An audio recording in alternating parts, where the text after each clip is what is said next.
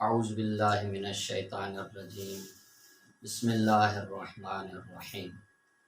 مومنین کرام، جیسا کہ اللہ تبارک و تعالی نے حضرت انسان کو اپنی عبادت کرنے کا حکم دیا ہے، اب انسان کی دو صورتیں ہیں، یا تو یہ انسان کسی نبی یا امام کے زمانے کا ہے۔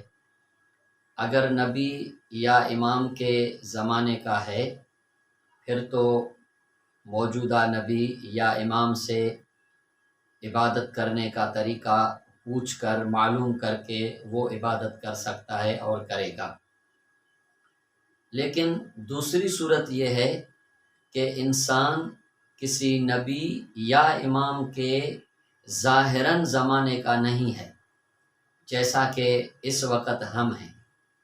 ہمارے امام مہدی عجل اللہ تعالی فرجہ شریف یقیناً موجود ہیں، لیکن چونکہ امام علیہ الصلاۃ والسلام سے ہماری ملاقات ناممکن ہے، کوئی بھی بندہ یہ دعویٰ نہیں کر سکتا کہ میں امام علیہ الصلاۃ والسلام سے ملاقات کرتا ہوں۔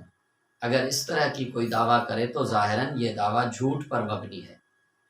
تو اس صورت میں جب کہ بندہ اپنے امام علیہ الصلاۃ والسلام سے ملاقات نہیں کر سکتا، تاکہ امام علیہ السلام سے ملاقات کرنے کے بعد وہ دین کے مسائل معلوم کرے، عبادات کے طریقے معلوم کرے، نماز پڑھنے کے طریقے معلوم کرے، روزہ رکھنے کے طریق معلوم کرے، میراث کے مسئلے کے متعلق معلومات کرے، دوسری جو بھی فروع دین میں سے احکامات ہیں ان کے بارے میں امام علیہ الصلاۃ والسلام سے ملاقات کر کے اور معلوم کر کے بعد میں وہ عبادت انجام دے، تو دور حاضر میں یہ ممکن نہیں ہے۔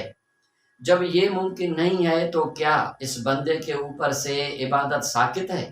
یقیناً ساقط بھی نہیں ہے۔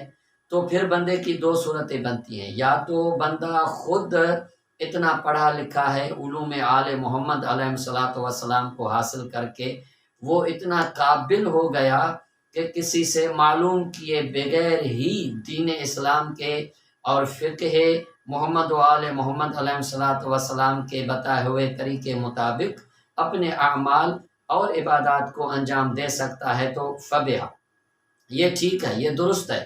یہ بندہ اتنا پڑھا لکھا ہے، یہ جاننے والا ہے کہ کسی سے پوچھے بغیر، کسی کی طرف رجوع کیے بغیر خود ہی عبادت کو صحیح طریقے سے انجام دے سکتا ہے، تو یہ احسن ہے۔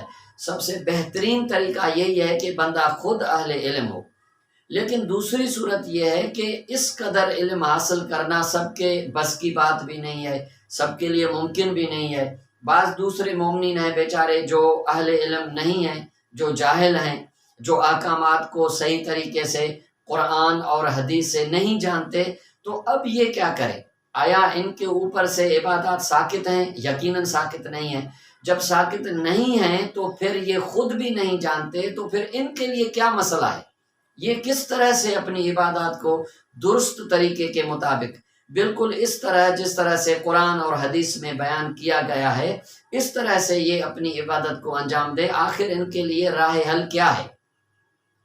تو ان کے لیے راہ حل، اور یہ امام علیہ الصلاۃ والسلام سے ملاقات بھی نہیں کر پاتے، خود بھی اتنا علم نہیں رکھتے، تو ان کے لیے راہ حل یہ ہے کہ یہ دین کو جاننے والے کسی فقیہ کی طرف رجوع کریں اور اس سے معلوم کر کے اپنی عبادت کو انجام دے۔ اب یہ ہر دور میں تشیع کے خلاف سازش رہی ہے کہ لوگوں کو، مومنین کو علماء سے دور کیا جائے، ان کے خلاف باتیں بنائی جائیں، جبکہ ہم دیکھتے ہیں کہ غیبت امام زمان علیہ الصلاۃ والسلام کے بعد جو نواب تھے وہ بھی اہل علم تھے، اور ان کے بعد جو بھی دین کو آگے پھیلانے میں کردار ادا کیا وہ علماء تھے۔ اب دور حاضر میں بھی آپ نے دیکھا کہ عراق کی صورتحال کیا تھی۔ داعش جیسی تنظیم اگر وہاں سے ختم ہو گئی، ان کا نام و نشان اس تنظیم کا نہیں رہا، تو یہ علماء کی محنت ہے۔ سید علی حسینی سیستانی حفظہ اللہ کی محنت ہے، یہ علماء کی محنت ہے، جن کی وجہ سے آج تشیع پھیل رہا ہے، جو تشیع کی شناخت ہیں۔ تو ہمیں ایسے علماء کی طرف رجوع کرنے کا حکم دیا گیا ہے۔ اور یہ جو فقی ہیں، فقہ ہیں، مراجع ہیں، مجتہد ہیں، یہ بھی کوئی اپنی جیب سے کوئی فتویٰ نہیں نکالتے، بلکہ یہ حکم شرعی اخذ کرتے ہیں قرآن سے اور حدیث سے، اور ان کی طرف رجوع کرنے کے لیے بھی ہمیں حکم دیا گیا ہے۔ اور یہ حکم حضرت امام حسن عسکری علیہ الصلوۃ والسلام فرماتے ہیں کہ لوگوں کو چاہیے کہ فقہا میں سے جو شخص اپنے آپ کو گناہوں سے بچاتا ہو، اپنے دین کی حفاظت کرتا ہو، اپنی نفسانی خواہشات کا غلام نہ ہو اور احکام الہی کی اطاعت کرتا ہو، تو لوگوں کو چاہیے کہ اس شخص کی تقلید کریں۔ تو امام حسن عسکری علیہ الصلوۃ والسلام نے ہمیں بتایا کہ آپ اگر جس مسئلے کو نہیں جانتے تو وہ آپ پوچھ کے اہل علم سے اور پھر اس عبادت کو انجام دیں۔ اب یہ فقیہ کون شخص ہے؟ تو فرماتے ہیں فقیہ وہ شخص ہے جو احکام شریعت کو قرآن اور حدیث سے تفصیل اور تحقیق کے ساتھ جانتا ہو۔ اس کے علاوہ بالاخص غیبت امام زمان علیہ الصلوۃ والسلام کے دور میں خود امام زمان علیہ الصلوۃ والسلام کا ارشاد مبارک ہے کہ غیبت کبریٰ کے زمانے میں پیش آنے والے حالات کے سلسلے میں ہماری حدیثوں کو بیان کرنے والے راویوں کی طرف رجوع کرو، کیونکہ وہ ہماری طرف سے تم پر اس طرح حجت ہیں جس طرح ہم اللہ کی طرف سے حجت ہیں۔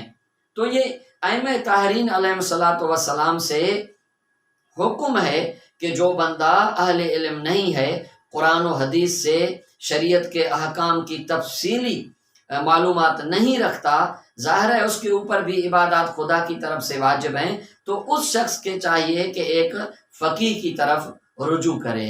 انشاءاللہ اس فقیہ کی شرائط کیا ہیں، ہم اس سلسلے کو آگے بڑھائیں گے تو کسی کلم میں وہ بیان کریں گے۔ مولا آپ کو سلامت رکھے، علماء سے دور نہ رہیں، علماء سے قربت میں رہیں۔ اللہ تعالیٰ آپ کی عبادات کو قبول فرمائے۔ والسلام علیکم ورحمۃ اللہ وبرکاتہ۔